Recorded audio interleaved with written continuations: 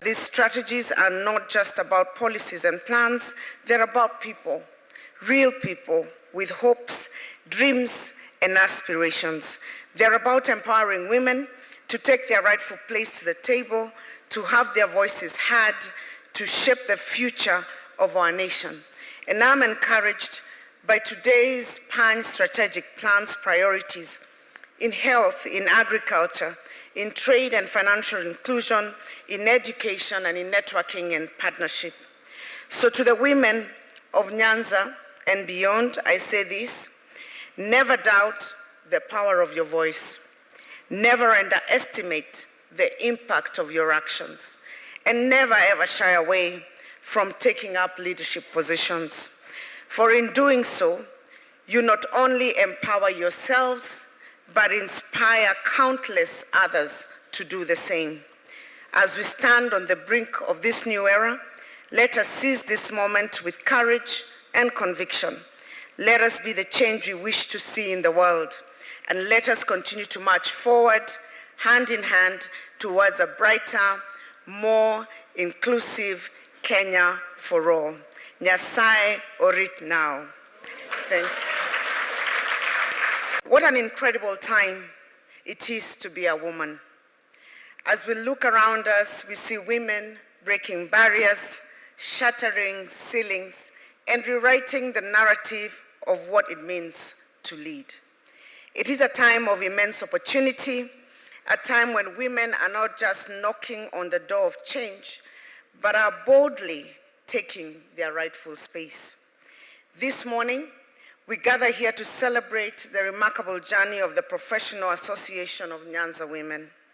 Just 5 months ago, this association was launched, a dream born from the collective vision of dedicated women who believed in the power of unity and purpose. And yet, here we stand today, witnessing the fruition of the dream as they launch their strategic plan. This is a testament to their hard work, dedication, and unwavering commitment to uplifting grassroots women. In this moment, I am reminded of the words of Nelson Mandela, who said, "It always seems impossible until it is done." Indeed, what you women have done and achieved in such a short span of time is nothing short of remarkable. You have shown us that with courage, determination, and a clear vision, anything is possible.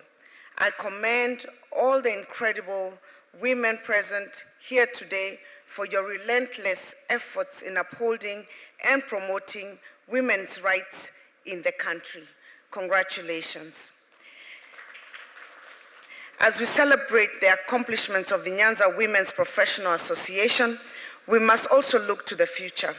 We must recognize that their success is not just their own, but a victory for all women across Kenya and beyond. Indeed, this is a start. We're already challenged to start similar bodies in other regions. We were discussing with CS Aisha that she could think of doing the coast one. We can look for someone else to do the central. And maybe from this, that elusive women empowerment that we have been pursuing for so many years will get closer to getting achieved.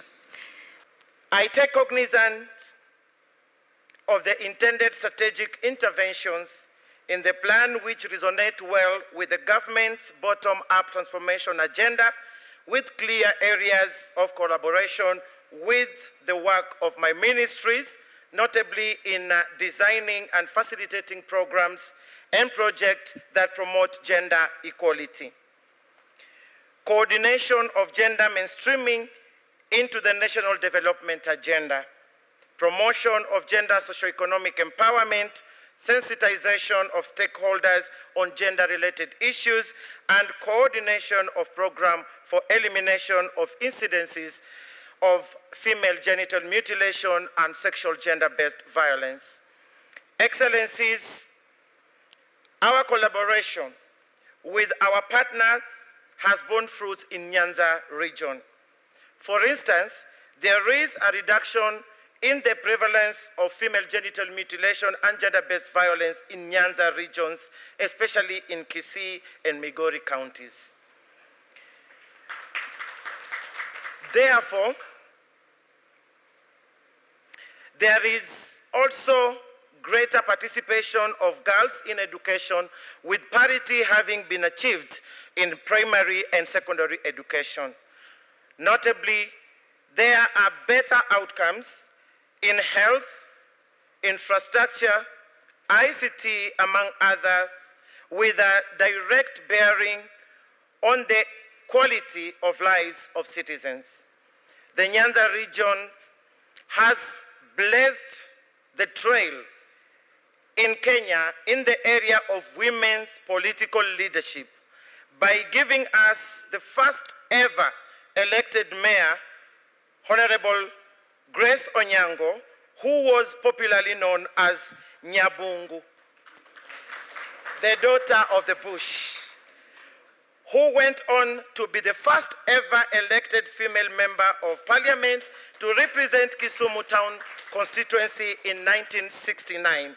She was also the first woman to sit in as the deputy speaker's chair from 1979 to 1984 and served as the first female secretary general of the Luo Union.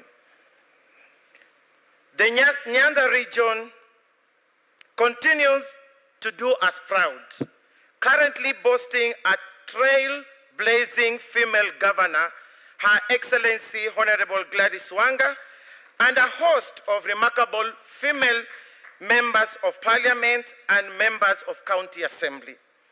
We celebrate the recently elected president of the Law Society of Kenya, Madam Faith Odhiambo, who is also from the Nyanza region. You are doing us proud. Keep on and keeping on.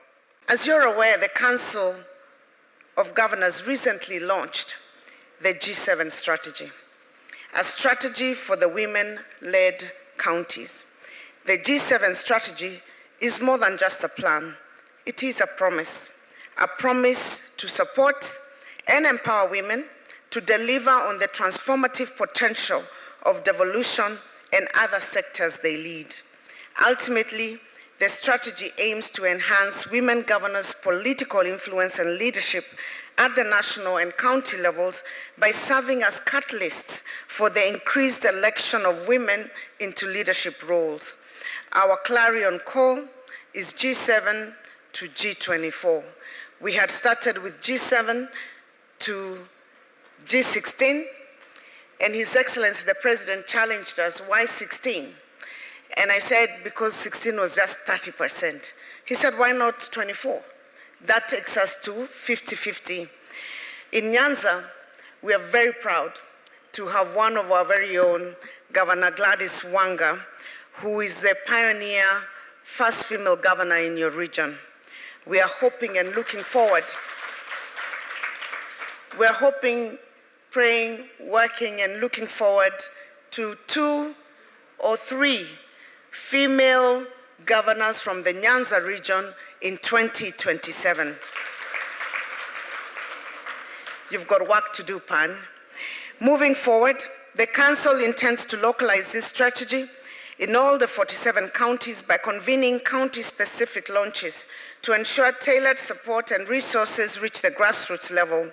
Through these targeted efforts, we aspire to create a more inclusive and equitable society where every woman has the opportunity to thrive and contribute to our nation's progress.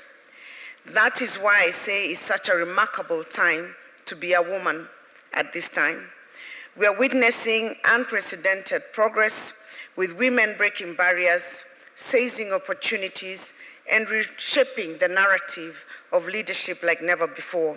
The government remains steadfast in supporting initiatives that promote gender equality, youth empowerment, and inclusion as a whole.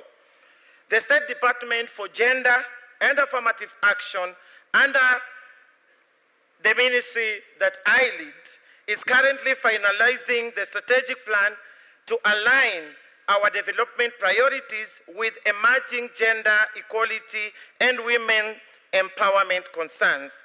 I therefore welcome Pani women to partner with the government to create awareness on these opportunities, create appetite among yourselves and your constituencies to participate in this program and more. In conclusion, Henry Ford once said, "Coming together is a beginning, keeping together is progress, and working together is success." I congratulate Pan women and wish you the very best in implementing your strategic plan. Count on my ministry's support and the government as a whole, and I believe together we can build a society where every woman and girl has the opportunity to thrive and fulfill her potential.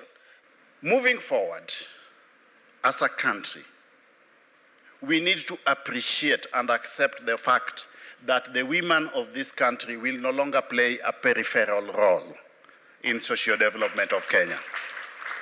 The woman must be at the orthocenter of each and every initiative in this country. At the orthocenter, the woman will no longer play a peripheral role. So we are starting from Nyanza. It is already happening everywhere. We must appreciate the fact that the woman will no longer be in the periphery. And I'm very happy that in Nyanza, this is happening. The development priorities of Nyanza are well known. The fishing opportunities in the blue economy. In agriculture, we have got the sugarcane. We have got the bamboo in Kisii, tea and coffee in Kisii. Emerging frontiers like mining, those development opportunities are known, and they are available in our development blueprints. If you look at the Lake Region, Lake Basin Development Authority Master Plan, all the development opportunities of Nyanza are there. You look at the Lake Region Economic Bloc Strategic Plan, the development opportunities of Nyanza are there. It is now time to move away from planning to implementation. So the involvement of these professional women is just but a step in that right direction, perhaps the beginning of that. Moving forward, working with my brother here, Racheal, and all the leaders in Nyanza, all the governors, and all the integral stakeholder segments, we are going to ensure that we integrate, involve, inculcate all the integral stakeholder segments within Nyanza in the development agenda. The government can only do so much. There is quite a bit that we can also do from our own perspectives, informed by the skills, expertise, and competencies that we espouse within our various professional disciplines to also contribute towards that socio-economic development agenda. What the involvement of these women in the development of Nyanza espouses is that Nyanza is ready for change. Nyanza is ready for change. And if Nyanza is ready for change, we must also be ready and willing to do certain things differently.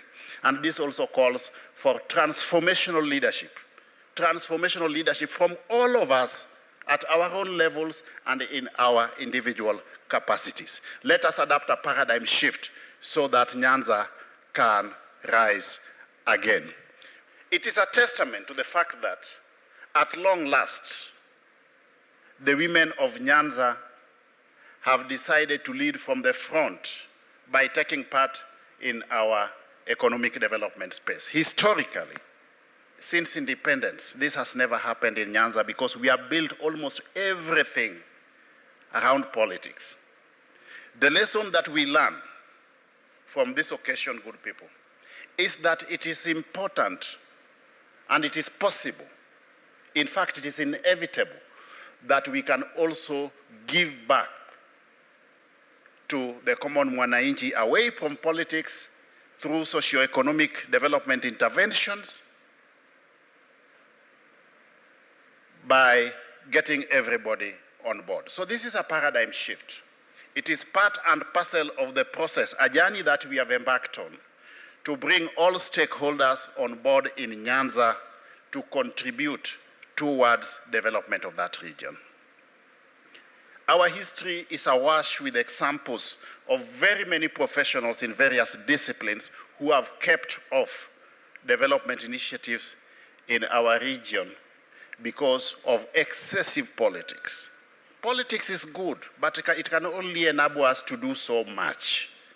We need to close the gap by bringing all stakeholders on board so that we can facilitate tangible development in that region. And in this regard, I want to sincerely, from the bottom of my heart, congratulate the Professional Association of Nyanza Women for being critical agents of this change. Let me assure you that all of us in this room, all the stakeholders in this room, are committed to supporting you. And the mere presence of both the First Lady of the Republic of Kenya and the spouse to the Deputy President is testimony to the level of commitment by the Kenya Kwanza government, not just towards women empowerment, but also development of the Nyanza region, for that matter.